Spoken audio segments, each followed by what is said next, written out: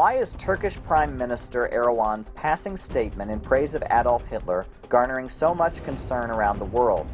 It would seem to a Western audience that such comments are not worth the press they are receiving.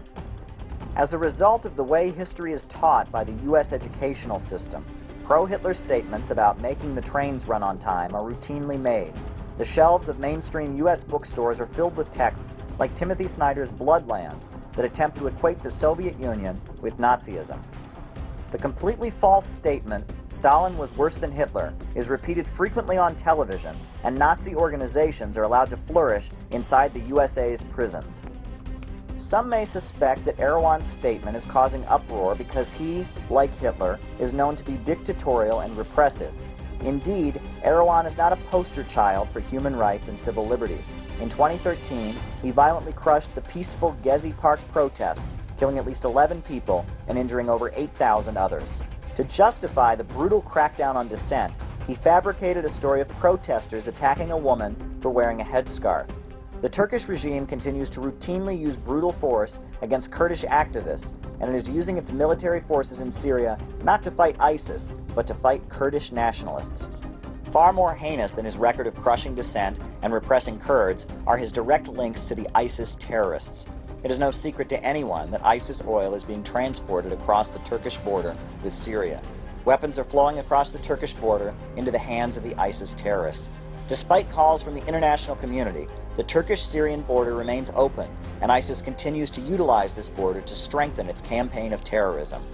ISIS fighters have confessed on video that they received military training at camps located in Turkey.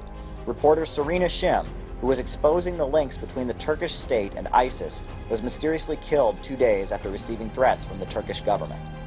The only reason that Turkey's role in funding and strengthening ISIS is not known is the obedience of the Western mainstream press. The U.S. media is determined to demonize and discredit the Syrian Arab Republic, Russia, Iran, and all countries that are actively defeating ISIS. While following Wall Street's script, Western analysts and commentators refuse to acknowledge what is very obvious. In Turkey, a pro-Western regime and member of NATO is facilitating and actively supporting ISIS terrorism. As the Russian military stepped in, giving a huge boost to the forces in Syria battling ISIS, Turkey has become hostile to Russia. Turkey shot down a Russian military airplane, and in response, Russia has placed sanctions on Turkey. It is in this context that the ISIS-supporting, dissent-crushing, and Russia-hating Turkish head of state has praised Adolf Hitler. The context of these comments, which were certainly not accidental, should be obvious. As NATO's Kiev fascists routinely do, Erdogan has praised a man who killed over 27 million people when he invaded the Soviet Union. Much like Hillary Rodham Clinton, who offensively compared Putin to Hitler, Erdogan is threatening and insulting Russia in the hopes of provoking further confrontation. This behavior has become routine for Western leaders. In addition to nasty comments, U.S. leaders' antics have come in military form. In 2008, the U.S.-aligned regime in Georgia attacked Russia's territory of South Ossetia. The result was war between Georgia and Russia. Since 2011, Western leaders have been funding violent terrorism against the Syrian Arab Republic. With money and weapons from the West, extremists have been torturing, kidnapping, and beheading people in the hopes of overthrowing Russia's primary Middle Eastern ally. In Ukraine, the elected government was deposed in an orgy of Western-backed violence. A fanatical anti-Russian regime has taken power, and the people of the eastern regions have taken up arms in defense of their civil rights. The intention in each of these geopolitical schemes is to draw Russia into a confrontation with NATO.